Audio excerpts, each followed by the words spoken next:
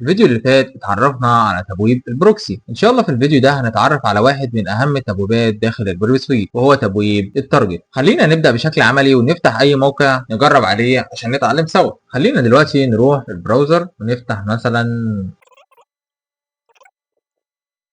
كده. احنا فتحنا الموقع الخاص بكالي لينكس، تمام. بعد كده هنتنقل في كذا صفحة في الموقع ده، زي مثلا الصفحة الرئيسية المفتوحة قدامنا ده. ممكن ندخل مثلا على الصفحة دي بتاعت الكورسز.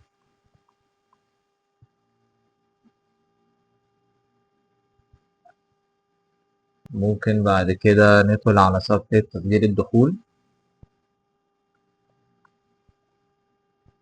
بعد كده نرجع للبيرب سويت. احنا دلوقتي فاتحين تبويب تارجت وفاتحين الجزء بتاع سايت ماب. دلوقتي البيرب سويت بدأت تجمع كل الصفحات والملفات اللي احنا زرناها دلوقتي في الموقع، بمعنى ان بدل ما افضل اتنقل على الصفحات بشكل يدوي، البيرب سويت عملت لي خريطة كاملة للموقع، وده سبب تسمية الجزء ده بالسايت ماب. دلوقتي لو ضغطنا على اي موقع من دول اللي احنا فتحناهم، هنلاقي قائمة بكل الصفحات اللي البيرب سويت اكتشفتها في الموقع ده. هنا بيظهر لك اليو ار ال الخاص بكل الصفحات الموجودة في الموقع ده، وكل ما تتصفح في الموقع اللي انت فاتحه اكتر واكتر، كل ما الخريطه دي بتكبر اكتر. طيب ليه السايت ماب دي مهمه؟ تخيل كده ان انت بتختبر موقع فيه 200 صفحه مثلا، هل منطقي ان انت تحفظ مكان كل صفحه؟ اكيد طبعا لا. عشان كده البيرب سويت بتجمع كل حاجه في مكان واحد، وده بيسهل عليك فهم هيكل الموقع اللي انت شغال عليه بسرعه. ومن ضمن الخدمات اللي بتساعدنا فيها البيرب سويت ان هي بتظهر لنا الريكوست اللي اتبعت وترد للرجع كمان من السيرفر، ودي ميزه كويسه جدا وانت بتحلل الموقع. وتقدر انت كمان تجرب اللي احنا عملناه ده دلوقتي بشكل عملي. دلوقتي تقدر تفتح اي موقع وتنتقل بين 5 او 6 صفحات في الموقع، بعدها ترجع لتبويب التارجت وتفتح السايت ماب وتشوف بنفسك عدد الصفحات اللي البيرب سجلتها. هتتفاجئ بكميه المعلومات اللي اتجمعت بشكل تلقائي. الخلاصه ان تبويب التارجت هو المكان اللي البيرب سويت بتجمع فيه كل المعلومات الخاصه بالموقع، اما السايت ماب فهي الخريطه اللي بتعرض كل الصفحات والملفات اللي اكتشفتها اثناء التصفح. ان شاء الله في الفيديو اللي جاي هنتعلم استخدام اقوى اداه في البيرب سويت بالنسبه للمبتدئين، وهي اداه الريبيتر. عشان كده ما تنساش تعمل فولو لايك عشان تكمل معانا رحله تعلم اداه البيرب سويت.